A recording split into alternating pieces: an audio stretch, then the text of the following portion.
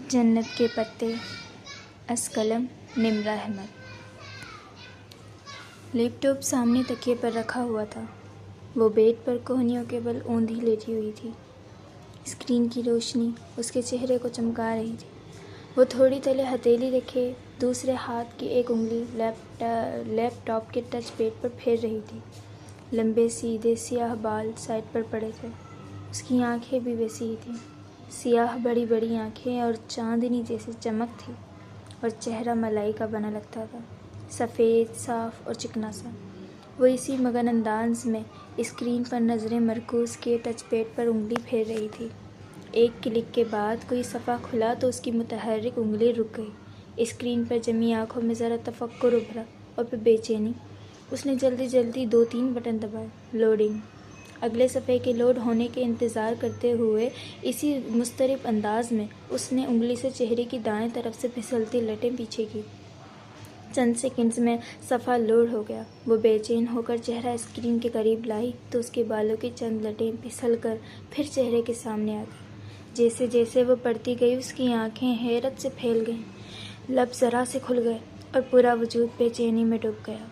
ढेर सारे लम्हे लगे थे उसको खुद को यकीन दिलाने में वो जो पढ़ रही थी बिल्कुल सच है। और जैसे ही उसके जहन ने यकीन की धरती को छुआ वो एक झटके से उठ बैठी। इसका फ़ोन साइड टेबल पर रखा था। उसने हाथ बढ़ाकर सेल उठाया और जल्दी जल्दी कोई नंबर डायल किया। रात की मुकद्दस खामोशी में बटनों की आवाज़ ने ज़रा सा इर्ताश पैदा किया। उसने फ़ोन कान से लगाया। दूसरी तरफ बेल जा रही थी। हेलो ज़ारा। शायद राब्ता मिल गया था। तभी वो बेहद खुशी से चहकी। कैसी हो? सो तो नहीं गई थी? दूसरी तरफ उसकी दोस्त कुछ कह रही थी। वो लम्हे भर को सुनने के लिए रुकी और फिर हंस पड़ी। सारी बातें छोड़ो और मेरे पास जो बड़ी खबर है वो सुनो, इसने आदतन अपने बालों की लट को उंगली पर लपेटते हुए कहा। तुम यकीन नहीं करोगी, मैं जानती हूँ। अरे नहीं यार, दिलावर भाई की शादी के बारे में नहीं है। दूसरी तरफ ज़ारा ने कुछ कहा तो उसने फ़ौरन तरद्दुद की। बल्कि तुम ऐसा करो, गैस करो मैं तुम्हें क्या बताने वाली हूँ। उसने एक हाथ से लैपटॉप साइड पर रखा और तकिया निकाल कर बेड ग्राउंड से टेक लगाकर कहा। फिर उसने टेक लगाकर पाँव सीधे कर लिए। साथ साथ वो ज़ारा के अंदाज़ों की तरद्दुद भी किए जा रही थी। नहीं, बिल्कुल नहीं, ऐसा तो बिल्कुल भी नहीं।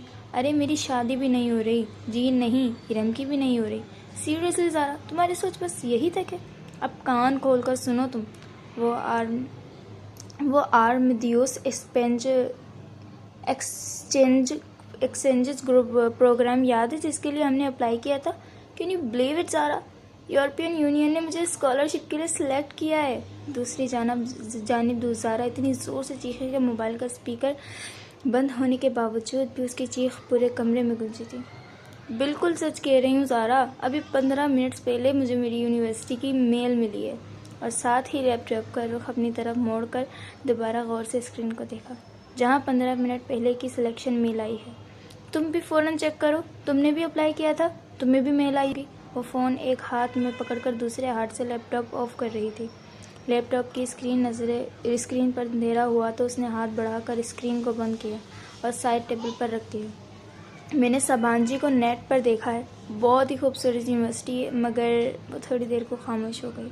दूसरी तरफ से इस्तफसार पर वो फिर से बोली थी। बस एक छोटा सा मसला है,